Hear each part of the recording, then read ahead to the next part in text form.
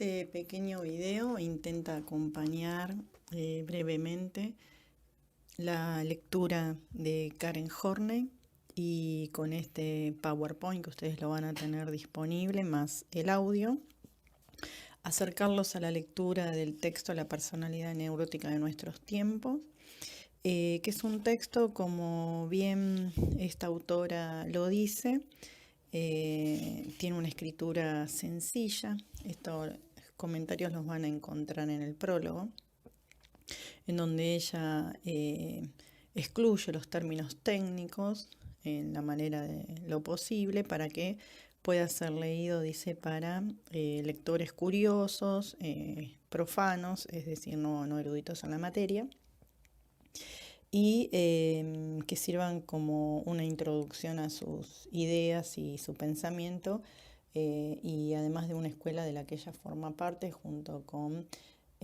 por ejemplo, Eric Fromm, con Sullivan. Bien, los conceptos a trabajar para poder entender, siempre es importante, en primer término, contextualizar, o sea, que ustedes puedan indagar un poco acerca de la biografía. La vida y la obra están íntimamente relacionadas, como todo lo que venimos trabajando con el resto de los autores. Acá les dejo algunos datos de interés. Y ya entramos en lo que es el armado de la teoría, que es una teoría junto con las otras que ya estuvimos viendo, psicología analítica de Jung y psicología individual de Adler. Ustedes van a ver que ella referencia en el libro tanto a Freud como a Adler, y estos autores siempre van a pensar en cómo explicar el armado de la personalidad, sobre todo en la neurosis, y qué elementos o factores vamos a tener en cuenta para pensar cómo se conforma la personalidad. Así que toda su obra es una teoría acerca de la conformación de la personalidad. Seguimos avanzando. Siempre hay que referenciarlos, como les decía, en un momento histórico. Entonces vamos a ver que aparece la palabra normal, así como ustedes lo están viendo también en teoría psicoanalítica.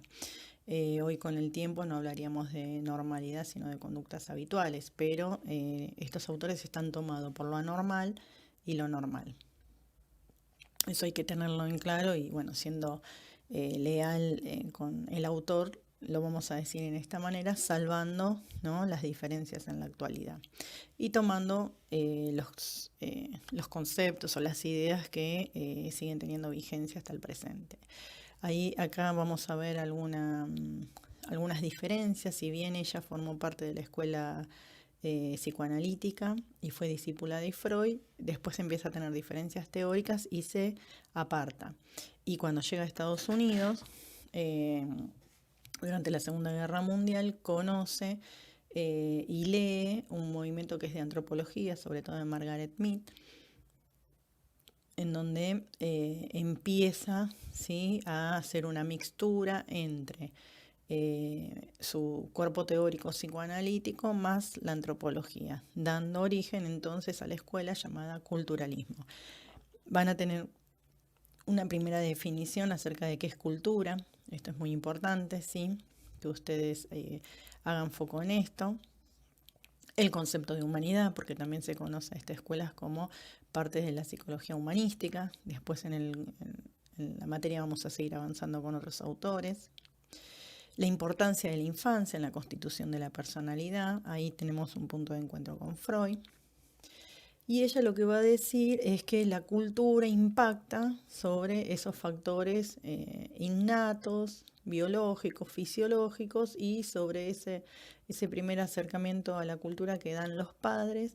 Después es extendido en lo que nosotros conocemos como las socializaciones secundarias, sobre todo, ¿sí?, la escuela o las referencias más cercanas. Bueno, para pensar la estructura de personalidad, ella descompone diferentes elementos. Uno de los elementos son las necesidades neuróticas, es decir, todo aquello que le falta a la persona, entonces que va a salir a buscarlo, va a decir que son 10, las estructuras protectoras, también conocidas como técnicas de ajuste o mecanismos de defensa, que son 7, que es cuando la persona no puede satisfacer su necesidad, va ahí a experimentar o va a aparecer como fenómeno esta estructura o esta forma, ¿sí?, de ajustar esa necesidad que no estaría consiguiendo satisfacer para que no aparezca, que no venga la angustia. Y las actitudes, ¿sí?, son modos o conductas que tiene cada sujeto respecto de estas necesidades. Y son 3, ahora vamos a ver cuáles son. Las necesidades acá las tienen listadas, también las van a tener desarrolladas. Cada una de estas necesidades, tal como lo dice por definición, nos atraviesan a todos a lo largo de nuestra vida, pero algunas aparecen más en la niñez, otras en la adolescencia y otras en la adultez. Cada una de estas necesidades va a requerir de un posicionamiento, ¿no?, del sujeto. Por ejemplo, ser sumiso, tener una actitud agresiva con respecto al otro o una actitud de alejamiento o distanciamiento. Esas son propias, como los ven acá en el cuadro, del adulto. Bueno, acá empezamos a desarrollarlas, cada una con su definición, con su descripción, con un ejemplo para pensar. Generalmente los ejemplos acá en el PowerPoint están dados en imágenes, está bueno que ustedes puedan hacer esas relaciones. Acá tenemos, como dije antes, esas actitudes que van a permitir que esas necesidades se satisfagan, sumisión, agresión y desprendimiento o distanciamiento. Acá de nuevo algunos gráficos para poder pensar, ¿no?, qué actitud o qué necesidad cada uno, ¿sí?, está tratando, ¿sí?, de cumplir o de llevar a cabo de un lado o del otro. Recuerden que siempre son vinculares, se necesitan por lo menos 2 para que se manifiesten. Y acá tenemos lo que dijimos antes, las estructuras protectoras o técnicas de ajuste, ¿sí?